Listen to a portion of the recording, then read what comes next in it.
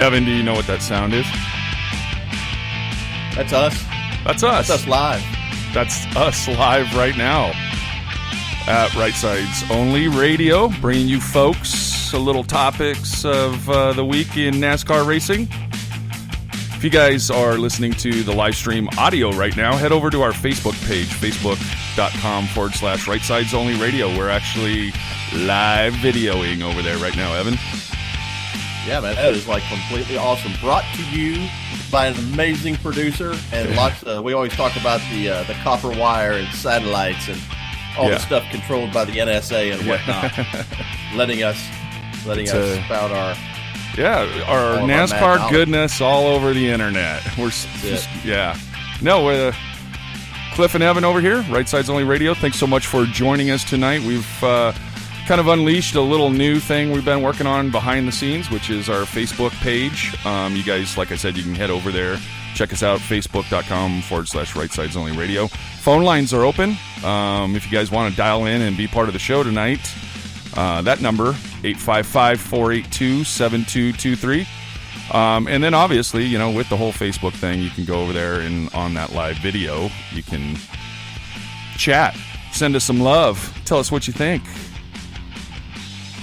Yeah, that's all good stuff, man. So, so what an interesting chain of events here over the past couple of weekends we've got. Well, obviously, we finished up our third and final chase race in the big 16, if you will. Yep.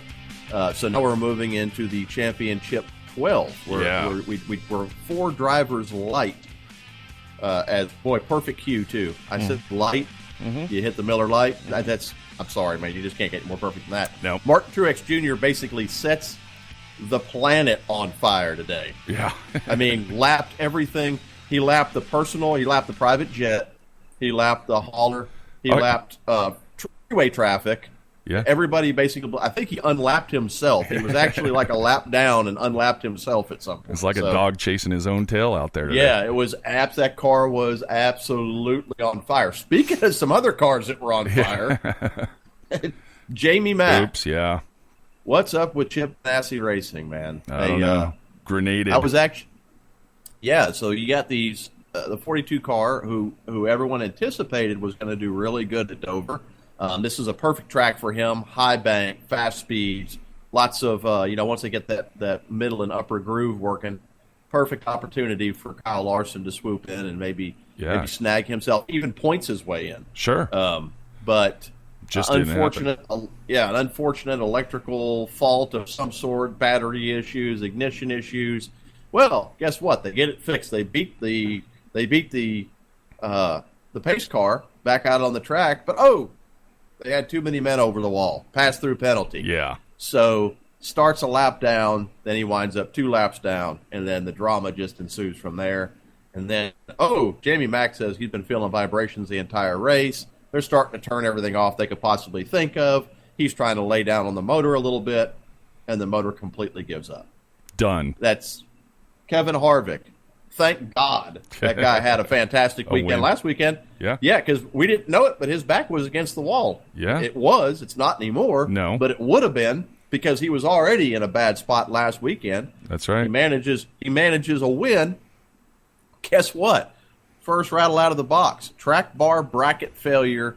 Cuts a right side rear tire in the garage. Finishes the race 37th, like 45 laps down. Like you always say, Evan, we just cannot have this. But, well, I mean, someone's going to hear about it on Tuesday. Yeah. But the great thing about that is was Harvick probably a little agitated? Sure. Now, from a fan's perspective, what I think of is, man, this is a bad time to be having failures like this. Right. Yeah. If you are, it doesn't even matter if you're in the chase or not, because guess what? Even if you're not in the chase, you're still out there trying to bang out a win for your sponsors, for your family, for your pocketbook, for your team, for everyone who's worked so hard all season. Right. Because guess what? While some of these other sports are starting to wind down, NASCAR is still racing. Yeah. So some sports have actually shut down, have fired back up in the same season. NASCAR is still racing. Right. So to be suffering these severe mechanical failures this late in the season is got to be painful. Very painful. Anything that goes wrong right now, it could be, the thing that you just can't stand or to have happen at that moment. You know, like obviously the big story of this race weekend a year ago in Dover, watching Jimmy Johnson lose a $20 part and knocking himself out of contention for the championship. So, you know, we're in that delicate balance right now where, you know, anything can happen. And, you know, fortunately, like you said, with Harvick sealing up a win last week, you know, he got himself into the next round. But, you know, here's what's interesting I thought about today was had Harvick not won and Truex won that, Truex would have swept that whole entire 3-race series in the first round. He's won 2 of 3. Yeah. He's actually, he's won 3 of the last 5? Yeah. He's something like that. Absolutely on fire. Even Kyle Busch had to pay him some props. He said, you know, he's basically in his own zip code. I mean, that car was... And it's fantastic, and we've talked about this every time he wins now. Basically, he's won 4 times this season. Every time he's won a race, it's hard to say anything. It's hard to discredit the guy. Right? Yeah. Hey, he's been in a position where he thought at one point his career was completely over. Yeah. And Furniture Row, like they've done before, like they did with Kurt Busch, they took a risk. They took a chance on him. They said, let's put him in the car. Let's see what we can do with him. Right. And with some patience and a little bit of elbow grease and let's face it, apparently some Toyota horsepower, man, they have brought that team to, in my opinion, to every bit of the elite level. And sure. I would say right now, if you're in the top 5 in this, if you're in the top 5 of the chase bracket right now, I'd be shaking in my shoes over that guy. Sure. Absolutely. Because he has a serious bone to pick with the NASCAR world. I mean, this is his statement. Yeah, you know what I mean. Absolutely. So, Hey, before we get too far into all that, we need to throw out some mad love to some supporters of Right Sides Only Radio. One of them being Zip Air Tools. So if you guys need some power tools, need some really good power tools. If you need to save money on some really good power tools, head over to zipair.com and use our promo code RSOR16. Evan, we're still getting 25% off for folks over there at Zip Air if you guys are interested. And take a look at some of the stuff they're doing over there at Zip Air. Nectar Sunglasses, we're still doing the RSOR15 promo code for nectarsunglasses.com. Some great affordable polarized, all kinds of new fall fashions coming out. They've got shipping deals for free shipping. Affordable. Yeah, they're already affordable to begin with. Yeah, but wait, there's more. Yeah, go ahead. No, tell them, Cliff. Yeah, if you use RSOR, yeah, what is it? 15. 15? Yep. RSOR 15. Even I've forgotten. Yep. RSOR 15, you get an additional 15% off your purchase. That's every single purchase, every single time you go to Nectar. And guess what? Because of y'all's love, we have managed to climb the ambassador ladder, if you will, because apparently you've been getting out there and you've been buying Nectar sunglasses. Right. So I'm getting emails. Hey, man, we're doing all the good. People are using the code. Yeah. Mad love to all you people, by the way. Yeah, thanks so much for placing those orders and getting us to that next level, as Evan said. And then finally, lightuptheworldbeverages.com. We also still have our promo code RSOR5150. Again, this is custom labeled water bottles for events, school events, fundraisers, charities, all that other sort of stuff. If you guys are looking for a unique way to kind of spread your message, whatever that is, please use our code RSOR5150. We'll save you 25% through the end of this year. And go check them out, lightuptheworldbeverages.com, and use that code. So we'll save you a few bucks. Apparently, they have some new stuff coming, too. You might want to pay close attention. They've got some new products coming. They have some new water. They have some new bottles coming. Darren Hagen Company, who, by the way, if you don't know who Darren Hagen is, that guy is an absolute beast. If you're familiar with USAC dirt racing, he's one of the very best in the industry.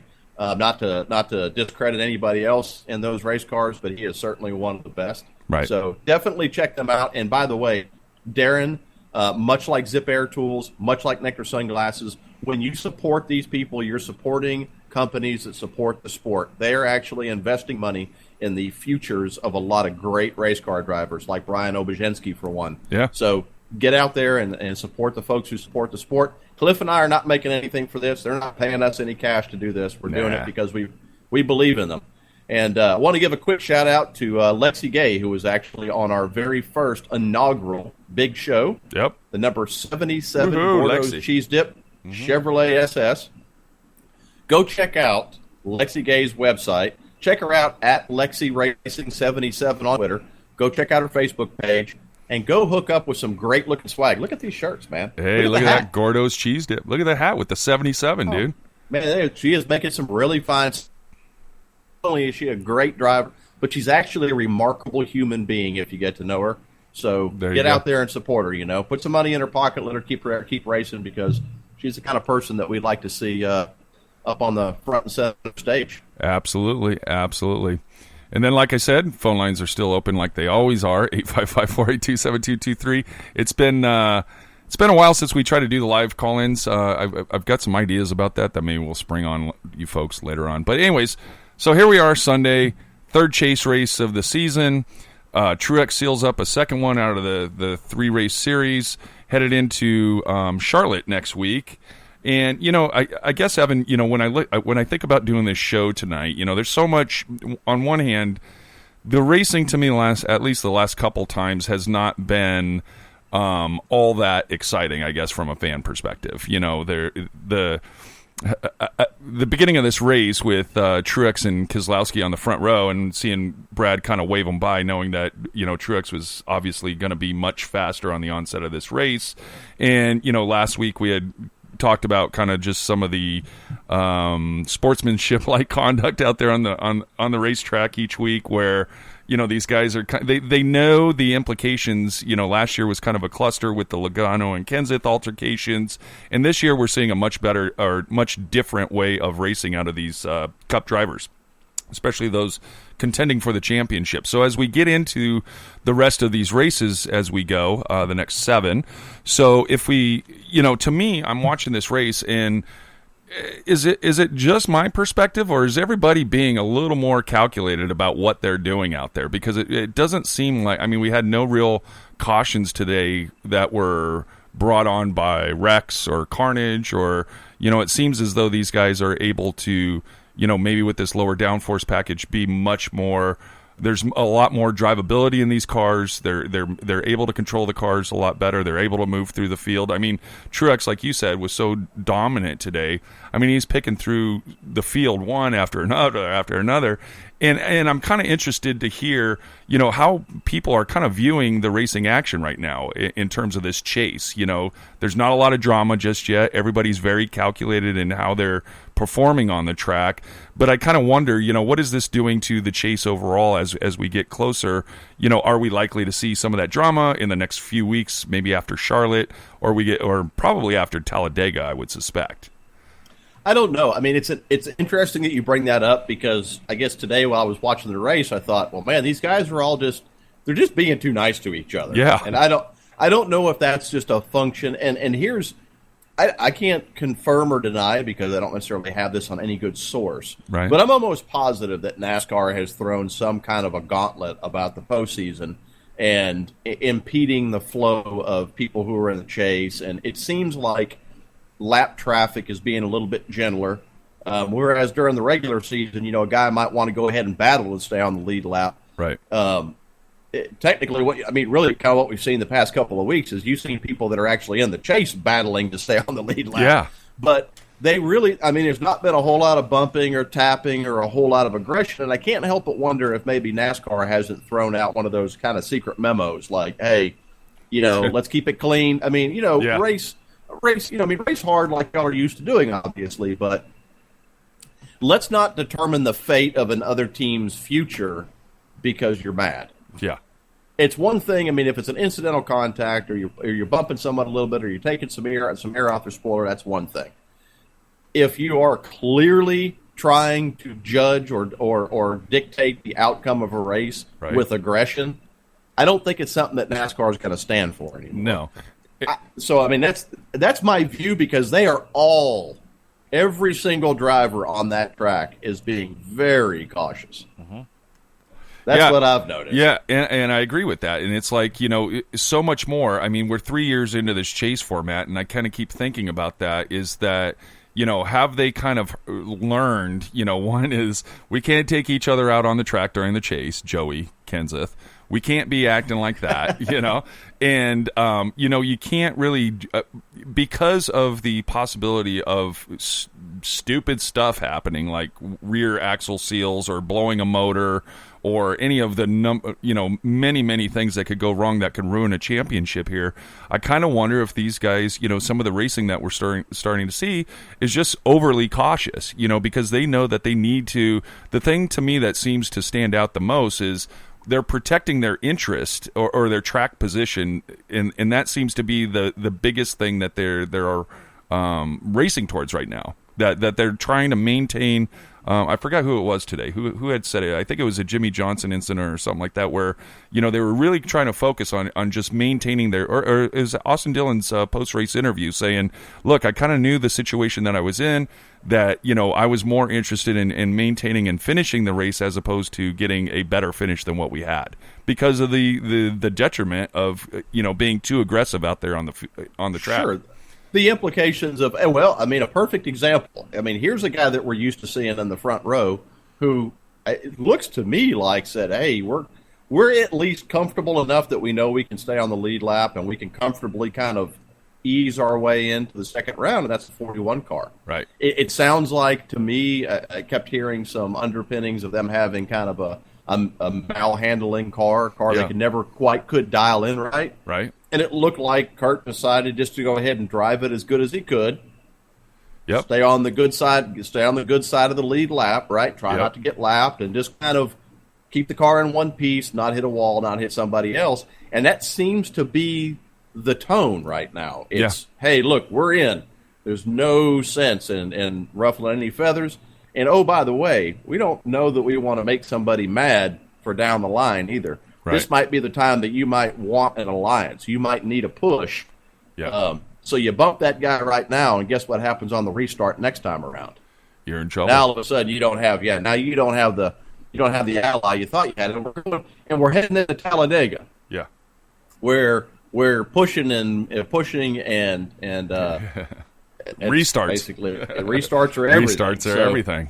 Yeah. Right. So, and oh, by the way, I'm going to want you to let me in when I'm on that outside line and I'm losing speed. Right. So I think everyone's just playing it so safe, and I hate to say it because I'm a huge fan, and guess what? Cliff, you and I are sitting in front of the tube watching the race in its entirety anyways. Yeah. But the reality is I'm sitting there, I'm like, come on, someone just move somebody. Yeah. Just arbitrarily. Even if you're not on the lead lap, even if you're down 2 laps, just move somebody out of the way just because, damn, right. Yeah. No, I totally agree with you, man. That's what I'm saying. I was hoping for, we had a handful of green flag cautions today in this race, right? And I was hoping for a couple more restarts that, how do I say this? This is going to sound really bad, right? So I was hoping for some carnage because I thought that, with Truex kind of running away with it, I was hoping that we would see some more restarts that would maybe reshuffle the field a little better and maybe give an opportunity for somebody to win like Kyle Busch or a Jimmy Johnson when he was leading or something like that. To me, it's like, again, they're so focused on maintaining their track position, finishing as well as they can, moving into the next round. To me, this is, as a fan, I think we're starting to see kind of that transition of the first couple of years of this chase format. The way it's played out is rather aggressive. Tempers get flared, but now we're starting to see that maturity. We talked about this before with Kyle Larson. Larson, to me, dude, he's had a great last 3 races in the chase coming into it the way he did and the ways he's performed up to this point. It's unfortunate. I'm severely bummed for Kyle Larson not to be able to move on to this next round. But they've certainly gained a lot of momentum towards the end of the regular season before we moved into the chase. They got themselves in, and it's just unfortunate that they got burned by, a bad pit stop today or their electrical problem that caused a bad pit stop and got them several laps down. So, yeah, let's face it. Everybody's under pressure. So the pit crews are under pressure. The engineers are under pressure. Everybody on the race team right now they're all under a lot of pressure. And when you are a new guy in the Cup Series, or girl, as the case may be, and it's your first shot at the chase, obviously there's an increase. There's been so much pressure. Cliff, we've talked about this before. There has been so much pressure on Kyle Larson just to win a race. Yeah. Well, he does. Yeah. Well, he wins the race. He gets that out of the way. Yep. But then, oh, wait. Yeah. Now all of a sudden we want the guy to sweep a chase. We want him to blow right through to Homestead and win a championship. So there is so much pressure on these people to perform day in and day out. Right. And we have to realize this is going to happen. Yeah. I think the days of people winning back-to-back championships, I think those days are coming to a close. I think they have become so ultra-competitive that it's going to be really difficult to predict. Like I said, I mean, you and I have talked about it before. I had Joey Logano pick to take it all. Now, don't get me wrong. I picked that all the way at the beginning of the season, and I based that largely on his performance in 2015. Right. I would be surprised right now if the 22 car, based on his current performance, makes it through to the Final Four. I don't have him picked going to the Final Four. You and I have already discussed our Final Four. As a matter of fact, they were identical. And by the way, people, we are going to keep that a secret until the very end, just so y'all will know. I lost one, dude. I lost one today. That was Larson. Yeah, I mean, I didn't think he was part of your. I didn't think he was part of your Final Four. No, I did. So we discussed this. Yeah, I know. You have a Final Four that you're sharing with your other co-host, right? Yes, I do. So I'm in I'm actually in I'm in a fantasy league right now with Kathy. So Kathy and I got into this fantasy league early on in the season. So I'm doing well there. But then when the chase starts every year, the wife and I print out the grid and we make our picks through the end. So I was referring to the one that I have with my wife and not with you. Yeah, that's where we're at. So, yeah, we'll see. I mean, there's still a long way to go here. And, looking at who's moved on at this point, now that we're going to get into the round of 12, it's going to start to hurt because I was actually kind of holding my breath today for Kurt Busch. Kurt Busch is kind of sitting on the edge right there right now. So, like I said, it sounded like it was a decision. It was a conscious decision to just skate. Mm-hmm. Mm-hmm. And you heard Brad Keselowski. We're talking about the 2012 NASCAR Sprint Cup champion Brad Keselowski. Right. Made the comment. You can fifth place your way all the way to Homestead. Yeah. He made that comment. And in my mind, I thought, so that is how calculated these drivers have become now. Yeah, absolutely. That is, in their mind's eye, it's like, hey, look, all I have to do is make it to Homestead, and then I can turn the heat on. Because that concept had been proved out previously with Ryan Newman back in, 2014 or something like that. 2014. Yeah.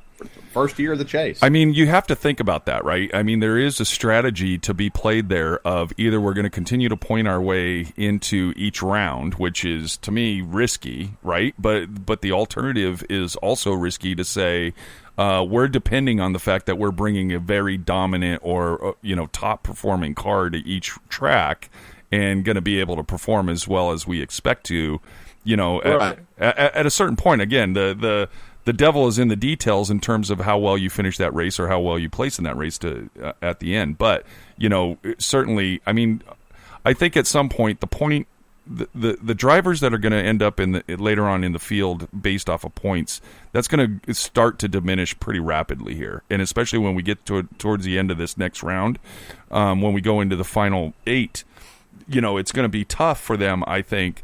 There's going to be big drivers that are going to start to drop off on that, and there's going to be no way that they're going to be able to manage themselves on points. To me, that point driver that gets into those final 4, that's the lucky driver right there. You just got lucky.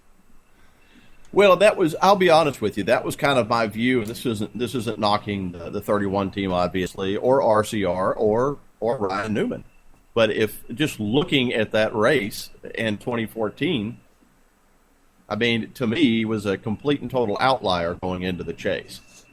Performed really well at Homestead, better than I thought, and due to some to pit strategies that other teams had, it was looking like he was going to be a fierce competitor to win the Sprint Cup. But I guess the bottom line is this: to win a championship in any sport, if you are not 100% going into the championship game, if you are relying on someone else to fall down to win, that's just a bad strategy for a championship. And that's in stick and ball, racing, whatever it is you're looking at. Right. So the attitude that, hey, we can just kind of lay back, if we can just top 5 or just – because guess what? At some point, top 10's not going to cut it anymore. No. You're going to be pared down to the top 4. Right. And then at some point, you're going to have to turn the juju on. So And here's the deal, and honestly, the 22 car have been, I guess, not totally struggling because they have managed to win some races. Yeah. It just doesn't look like they are performing at what I'm used to seeing the 2 car perform at. Sure. The 2 car for me has always been rolled off the truck dominant. Yeah. I mean, race ready, up in your face, and always been a contender for a checker. So, well, I agree with you, and the thing that it seems to be missing out of that Penske team right now is they seem to have some of the speed. Somehow, to me, dude, there's been kind of a switch. Joey earlier on in this season seemed to have a lot more speed than Brad did. Then all of a sudden, Brad won, and then started showing a lot. They both seem to have the speed. What they don't seem to have is the handling. Right. If you watch how the lines that those two are both running, they're still very much searching from track to track, looking for the best handling that they can get right now. But to me, that's kind of the missing component that somehow, obviously that's a testament not just to what Truex did and the Furniture Row team has currently. They kind of have the combination of both power and the handling. That's right. Those are the two sweet spots that you need to hit in order to be as good as you are right now with that Furniture Row team. But however, Penske seems to be they seem to have the speed. They don't seem to have the handling that I would expect them to have, like you said, that you would expect to get more out of those two. So we'll have to wait and see. The curve might be a little bit, maybe the curve is a little bit, and we've talked about this, about the handling of the cars. Toyota it seems like they untangled the low downforce package mystery a little sooner in the way of mechanical grip. Right. That being said, they fail almost every post-race inspection, right, for whatever reason, and they've had trouble getting through pre-race inspection time after time after time after time. So we found out right before the show that the 78 car failed post-race. That has become a resounding theme.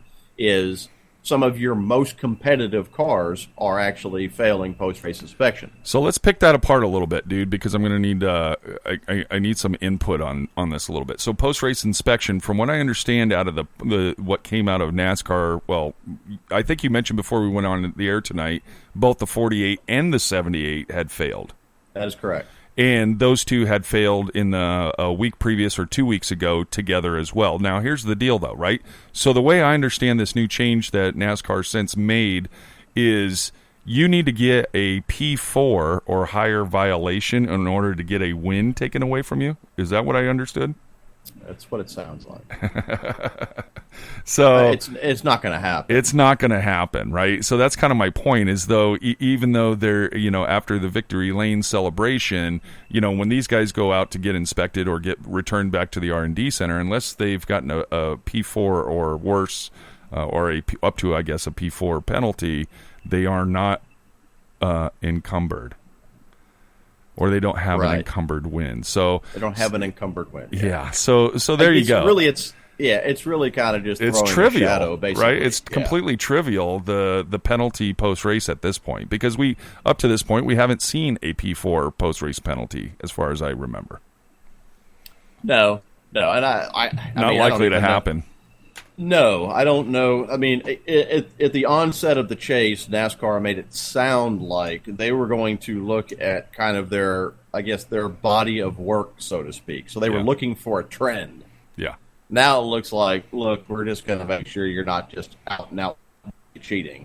Yeah. Because it basically, in order to wind up in an encumbered position, you basically have to show that you were just blatant disregard for the rules. Right. And so far, we've seen pre-race body alterations that NASCAR wasn't happy with. Number one of the most notable was the 4 car. Right. We've seen some of that, and even then, it's kind of a slap on the hand. I think they ended up having to pay some sort of a fine, but ultimately, at the end of the day, it wasn't like anything that NASCAR really held against them. Right. So I don't know what kind of a trend you would have to exhibit to have a win taken away, but it sounds like you would just about have to tack weld wings on your car before the end of the race to get caught. Yeah, to get caught. Yeah. So we literally pull your motor out and replace it at some point during the race. Right. And that's fine. I mean, like I said, I don't necessarily have a problem with that. I guess, and this is in any sport. Yeah. Make the rules, draw the line in the sand, and enforce them. That's all I'm asking, and that's not a shot across NASCAR's bow. That's universal. If you're gonna, it's the same thing with my kids. It can't be like, hey, if you do that one more time, I'm going to ground you. And then when they do it, you go, okay, if you do it twice. Yeah. And then the third time you say, I mean it. Yeah. I'm serious. If you do it 5 more times, I'm really going to get mad at you. Hammer's coming. Hammer's coming. Just you better duck, you know? Yeah. So that's, I guess, is my point is, plan your work your plan. If you're going to make a set of rules for the chase, stick with them. Stick with them. Ultimately, I guess it's probably cost people money is what it sounds like. And it's a little foresight on NASCAR's part. I mean, I think they tried to attempt to dodge a bullet ultimately that could bite them in the ass eventually, if they didn't make some of those calls early on before the chase started, because the fan reaction is not going to be pleasant to, sweeping changes or a significant change in penalties or something like that going once we're into the chase. Can you imagine? Oh yeah, dude. Away? And you know what would happen? Faces would melt off. Yeah, you know what would happen? It would happen to like Junior or something, right? And the world would completely burn. Yeah, absolutely. The Earth would hit the sun. Yeah. So we dodged it. And we'd have to. Yeah. Twitter would be almost just. It wouldn't even be traversable for about 6 months. Yeah, exactly. You'd have to completely stay off Twitter. So, And I'm not making an opinion about whether or not that's good, bad, right, wrong, or indifferent as far as how they impose penalties. It's completely up to NASCAR, folks, and we don't speak on behalf of NASCAR. No, we answer strictly to the voices in our own heads. Yeah, that's right. Everything we say is a wholly owned subsidiary of our insanity. Yeah, that's right. Hey, so we have the 4 drivers. Larson's out. McMurray's out. Chris Buescher is out. Smoke. Yeah. Smoke. Tony Stewart, man. Last season, last run for a championship in 2016. Goes up in smoke, so to speak, today. Was, 12 points outside of the bubble right there, tied with Austin Dillon. Austin Dillon gets himself into the next round of 12, and Tony Stewart's done. He's done. He's got to finish out the rest of this season.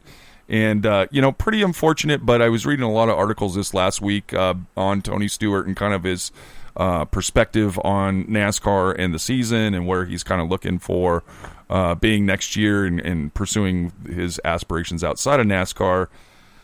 Certainly he's going to be around, be involved in NASCAR, but it was pretty interesting to me, one of the articles I had come across this last week about him saying that, he's kind of done everything. And what's ironic about this, Evan, is, kind of the sidebar conversation you and I have in our personal lives.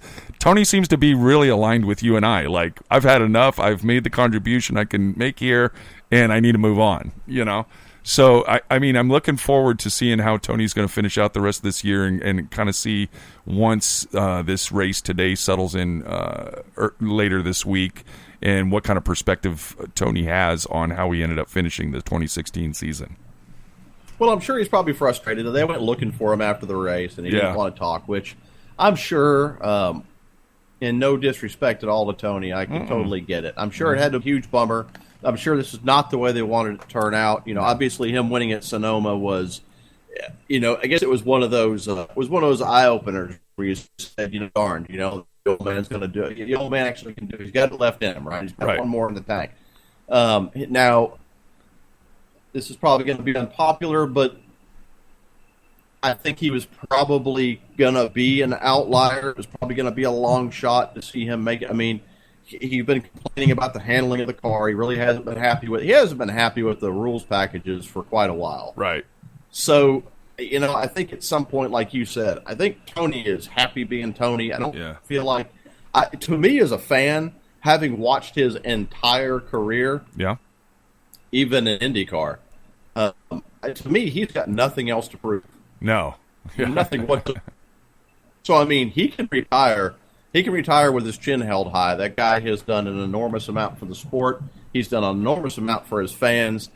I mean, ultimately walked away from it all and went and sat on the beach in Costa Rica the rest of his life. Sure. He doesn't have to make any apologies to anybody. No.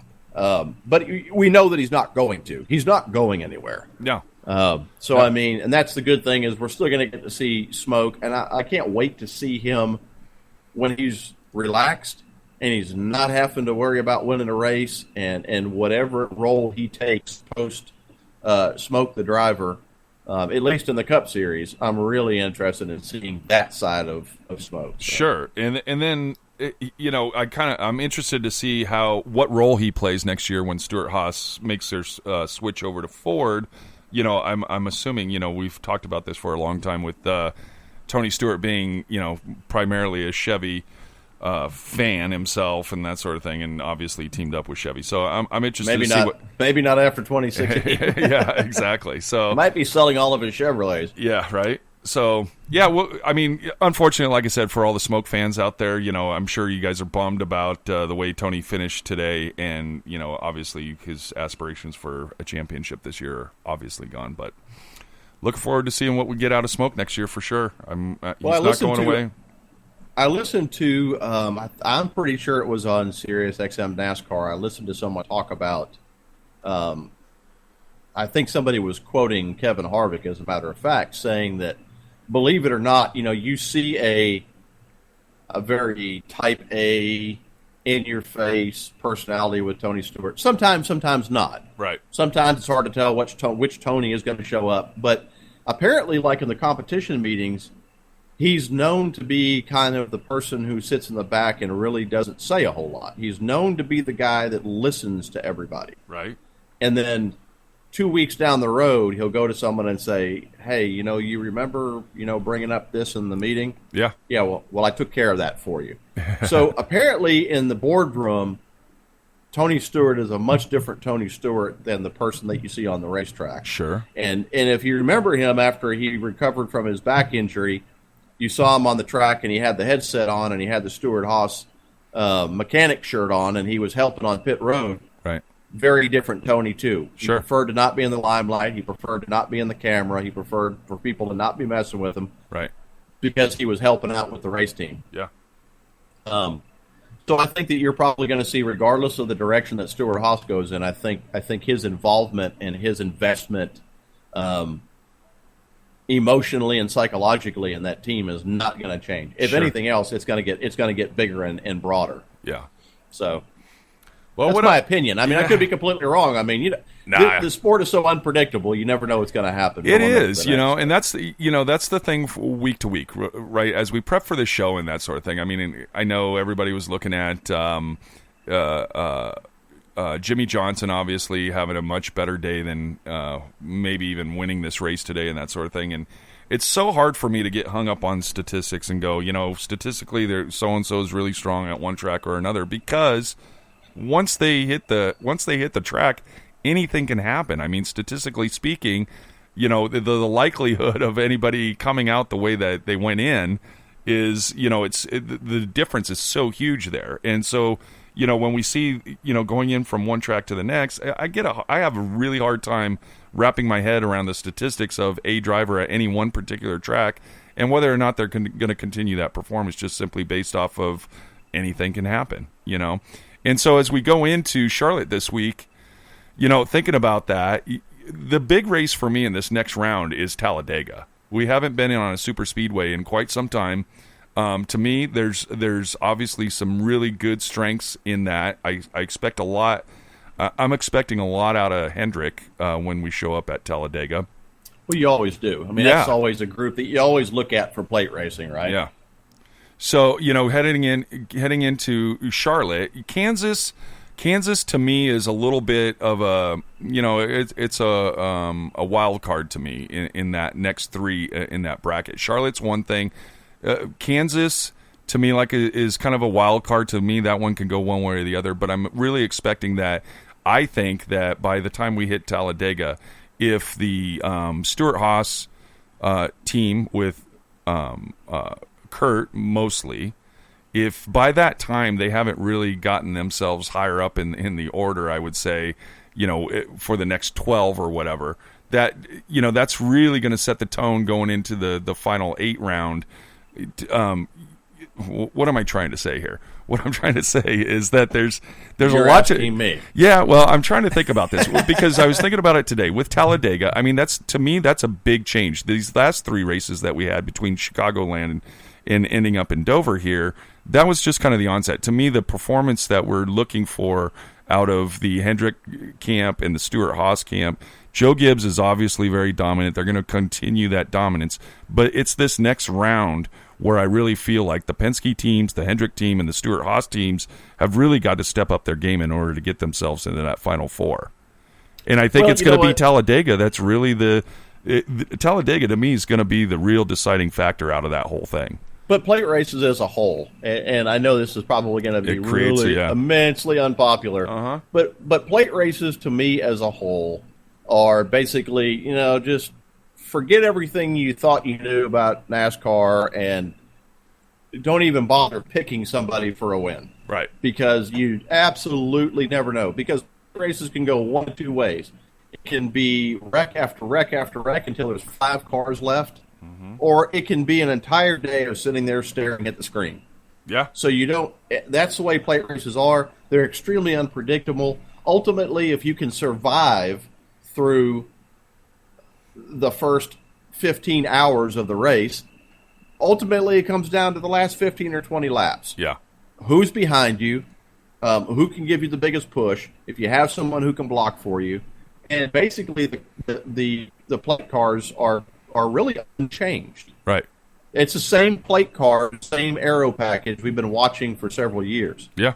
So all the other stuff, all the other tricks and all the other bells and whistles and all the stuff that everyone's been getting busted for, it goes completely out the window. Yeah.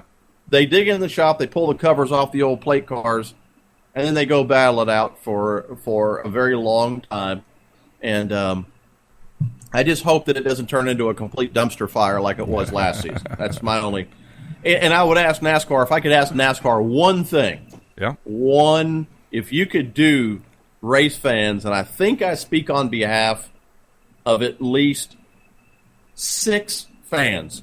So on behalf of 6 fans, if you could please put a road race in the Chase, that would be nice. Yeah, it would be nice. They do short tracks. Martinsville is a very, very sketchy track to have in a Chase race. Yep.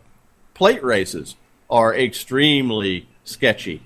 Because basically going into Talladega, if you don't have your position solidified, you can ruin your entire chase. You're over, yeah. I mean, all it takes is one car to destroy half the field. Yep. You know? Oh, yeah. And to me, that's tough. So I'm like, okay, you want to make it even more interesting? Throw a road race in there. Yep. Now see what happens. Yep. That's where? my opinion. So I'll jump on that. Can we please have Sonoma? But I'm going to guess that sure. Or Mid-Ohio. That's a fun place to watch. I wish we could get another West Coast swing out of the Chase though during this time. I mean, besides Phoenix, but it would to me it would be great if we could do Phoenix, Las Vegas, and California all over again, or Phoenix and Sonoma.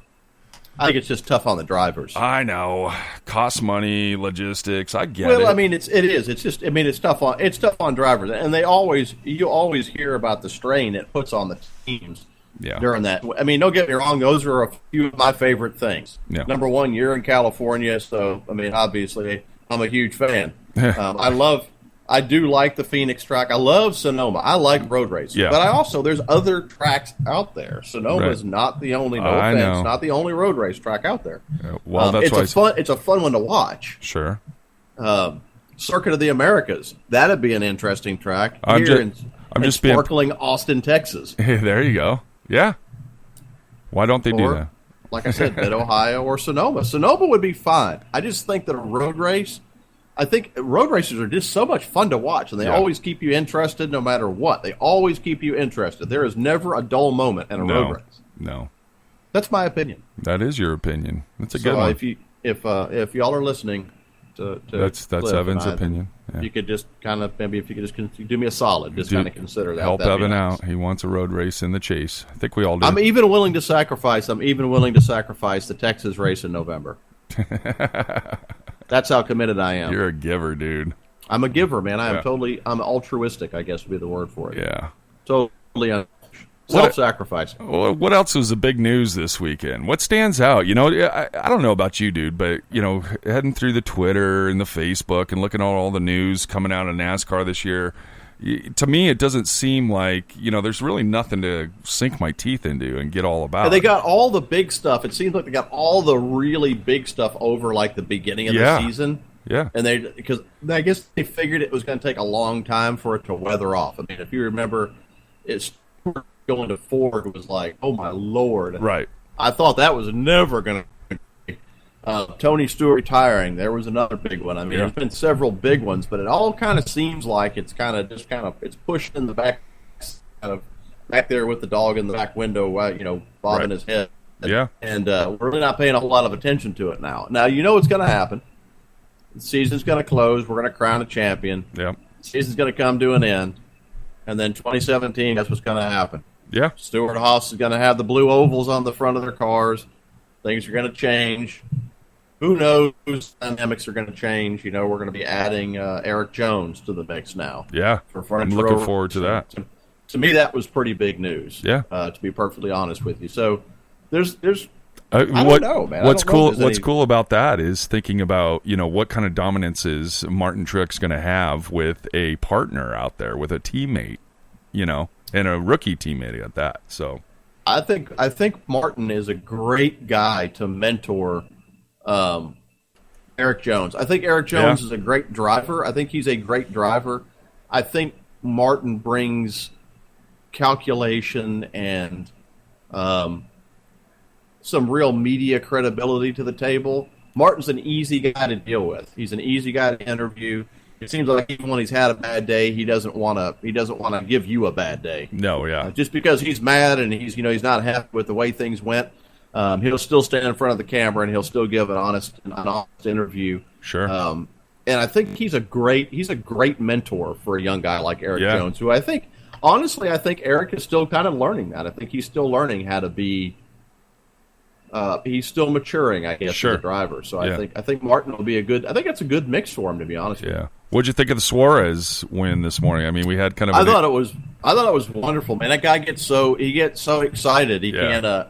He literally can't find words. And now you're talking about a guy that learned English after he moved to the United States. Yeah. Oh yeah. So. I mean, I thought it was great. I'm so happy for the guy. It's infectious to hear him on the radio after a win like that. I thought I heard Muchas Gracias or something like that coming out. I mean, that guy was full of excitement. He's happy to be here racing in that series. So well, I mean, he's a great driver, and there's another driver that everybody has expected good things out of, and we all knew that it was going to happen. Right. But in a way, he's kind of lived in shadows. Yeah. And that's always, in a way, it's always kind of frustrated me because I always felt like he's every bit the driver that Eric Jones is. Yep. Every bit the talent. He's a hard worker. He, a lot like Eric Jones, came from very hard times, except he did it in Mexico. Right. And like I said, and like you said, he's such a great spirit. It's impossible to not get enthusiastic about that guy. Yeah. And I think we're going to see really great things. I mean, you and I have gone back and forth about who we thought was going to wind up with a cup ride first. Right. We battled. You and I kind of talked offline about that. Yep. So I'm not surprised and I'm not let down that Jones got the nod. Yep. But I really very much want to see Daniel Suarez continue his success, and I think Eric Jones moving up to the next level, that frees up a little bit of breathing room for Daniel Suarez, and so basically right now all he has to worry about is beating his boss. Right. And how's that different from any other weekend? For the most part. I mean, Eric has managed to do it on more than one occasion. He's managed to beat the boss. Yeah. I mean, it could definitely happen. And actually, I think Daniel Suarez, when he won his first race, I think he did the way of beating the boss. Sure. If I remember correctly. Yeah. So, I mean, it can be done. I mean, he has to, I don't know, like lose a wheel or two, typically. Right. Drop 4 cylinders and basically have to push his car across the finish line. But it's actually possible. So sure. It could happen. I mean, I don't know. We got an interesting chase going on in the truck series as well. Yeah.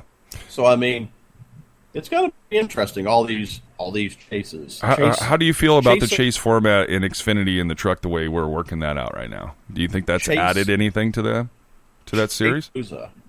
Honestly, yeah. What's your thoughts around that? No, I don't really think it's added a whole lot. I don't either.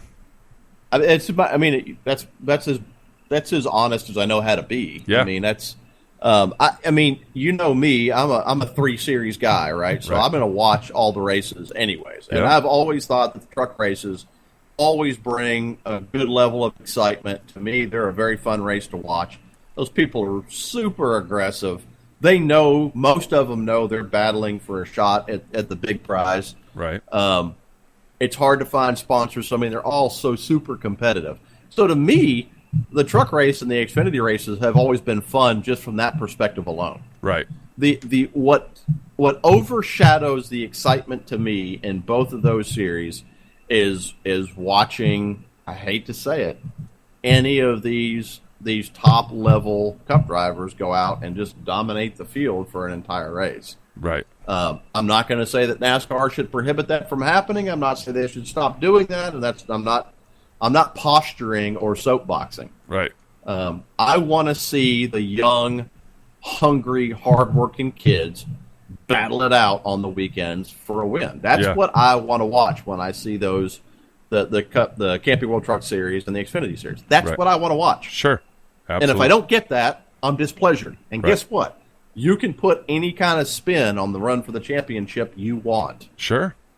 And to me, it's all about the young, hardworking kids battling it out to get a win. Yeah. One way or the other. Right. Yeah. So that's my opinion. Yeah. When I see Cup drivers battling it out in a chase race in Xfinity, I'm a little disheartened, if you want to know the truth. Right. Right. Yeah. I am a little disheartened. I don't know how you stop that. I don't know if you tell them, hey, look, sorry, but I guess you can't tell them they can't race in the chase. Right.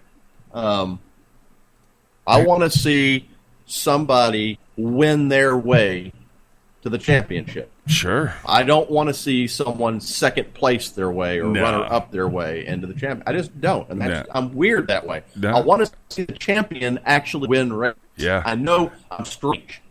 Absolutely. I'm wired different. I know that. You are wired different. I know exactly how you're wired. No, that's good stuff. Hey, I want to give a quick shout out to Carlton. So Carlton hit us up on Twitter just there saying, "Hey, I tried to call you guys and nobody answered." Jokes on you. The number's not real.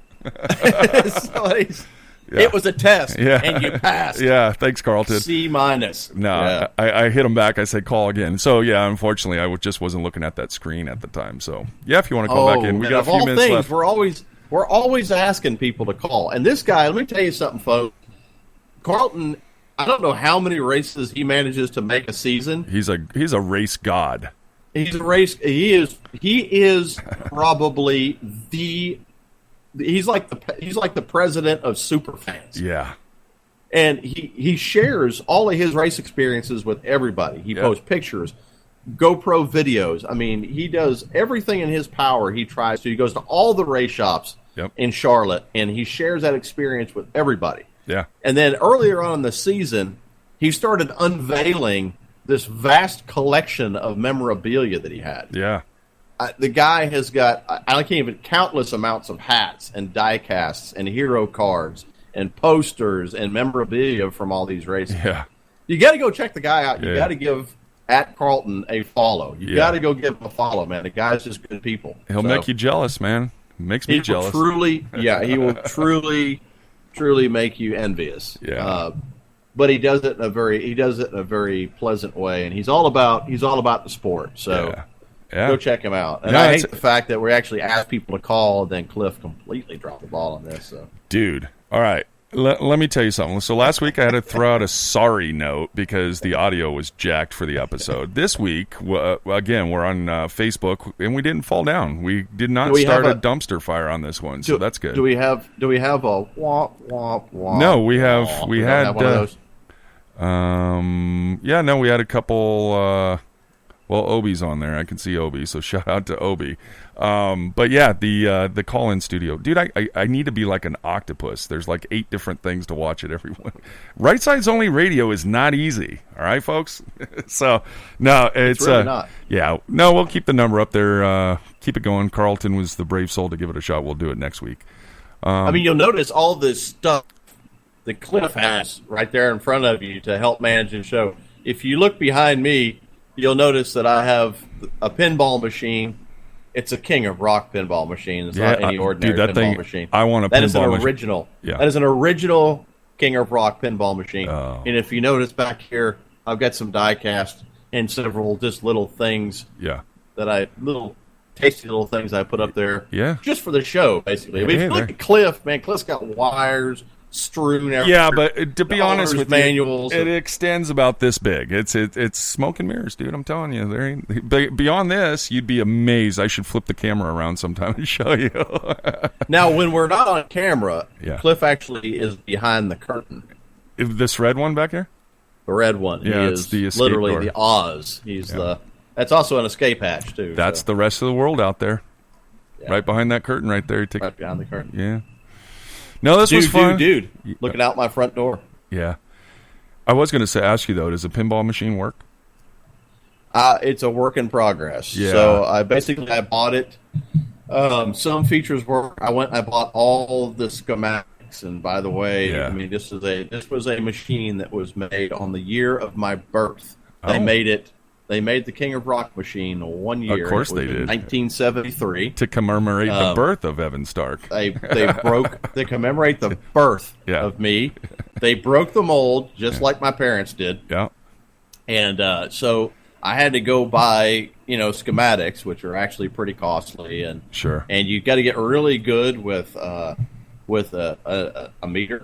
Yep. You got to get pretty good with one of those. Yeah. And there's basically a few minor little things that are not working right now, but I'm kind of working my way Sure. through it. I've replaced some fuses and some light bulbs, and Yeah. I'm going to have to replace some. But yeah, it'll I get like to. it. I want a pinball machine. I used to be the pinball wizard back in the day. That was my game, and I want a one. whole game room. I want a whole game room Do you? full of pinball machines. Yeah, But I well. started with this one, and it was one that I really wanted because it was obvious it was made on the year of my birth. Right. Yeah. So I mean, come on, man. I mean, who doesn't want to do that? So Yeah.